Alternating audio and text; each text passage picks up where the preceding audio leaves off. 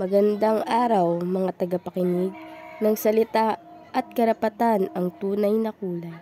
Ako si Lindsay Paner at ako ang inyong magiging gabay sa isang paglalakbay sa mundo ng panitikan, kung saan ang bawat kwento ay nagiging bintana sa mga isyu ng karapatang pantao.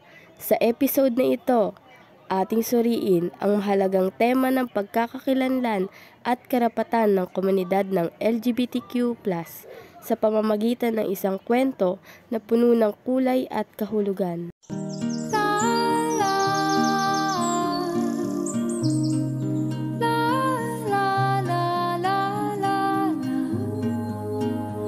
Ngayon, ating babasahin at susuriin ang isang napakagandang akda na pinamagatang Ang Paghahanap ng Kulay ni Ryan Ilaw.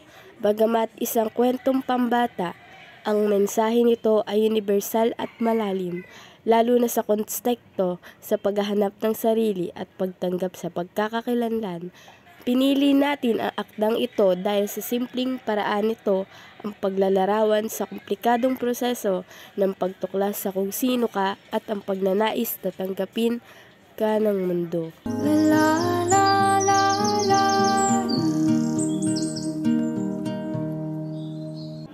Ang kwento ay umiikot sa isang batang lalaki na nagngangalang Ryan.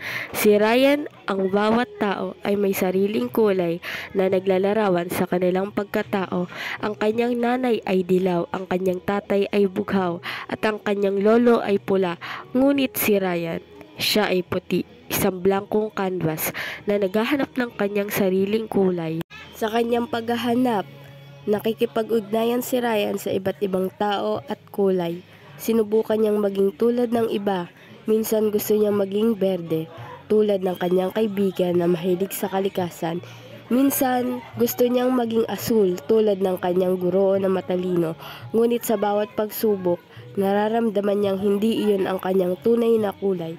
Hindi siya komportable, hindi siya totoo sa kanyang sarili. Ang paghahanap ni Ryan ay sumasalamin sa karapatan sa pagkakakilanlan. Ang bawat tao ay may karapatang tuklasin at ipahayag ang kanilang tunay na pagkatao, anuman ang kanilang kasarian, sexual at oryentasyon o iba pang katangian na napagbukod tangi sa kanila. Ang paghahanap ng kulay ni Ryan ay isang metapora para sa paghahanap ng sariling identidad, lalo na para sa mga miyembro ng LGBTQ+ na madalas ay nahihirapan sa pagtukoy at pagtanggap sa kanilang sarili sa isang lipunang mayroong mahigpit na pamantayan. Feels like I'm drowning in an ocean with nothing but my silence. Another crisis I don't think they care about. May isang bahagi sa kwento kung saan nagtatanong si Ryan sa kanyang lolo, "Lolo, paano ko po mahanap ang aking kulay?" Ang sagot ng lolo ay simple ngunit puno ng karunungan. "Huwag mong hanapin ang kulay mo sa iba, Ryan. Hanapin mo ito sa loob ng iyong sarili." Ang siping ito ay nagbibigay diin sa karapatan sa pagpapahayag ng sarili. Hindi tayo dapat maging kopya ng iba. May karapatan tayo na ipakita sa mundo kung sino tayo, nang walang takot o pagtatago.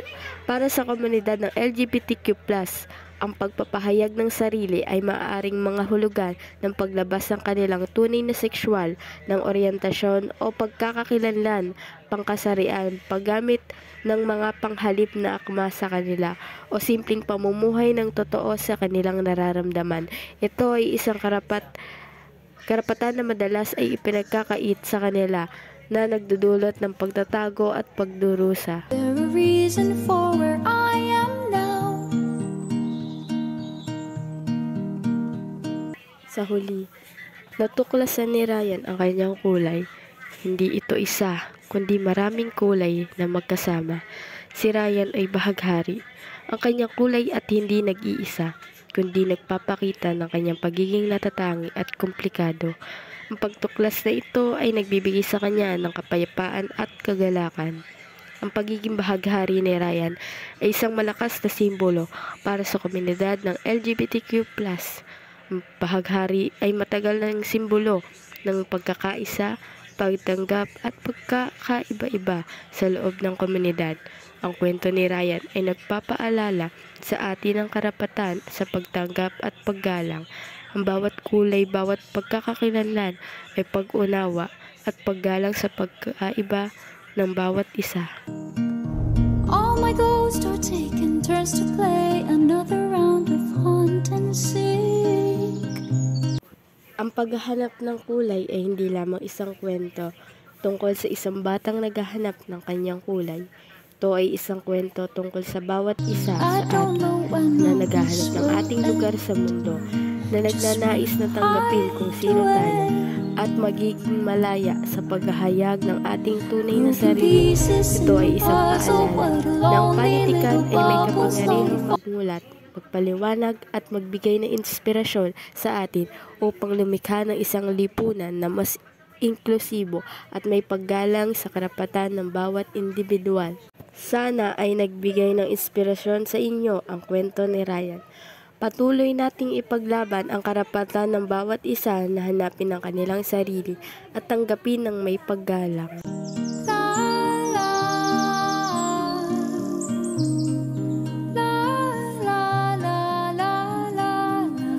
Maraming salamat sa pakikinig ng salita at karapatan, ang tunay na kulay.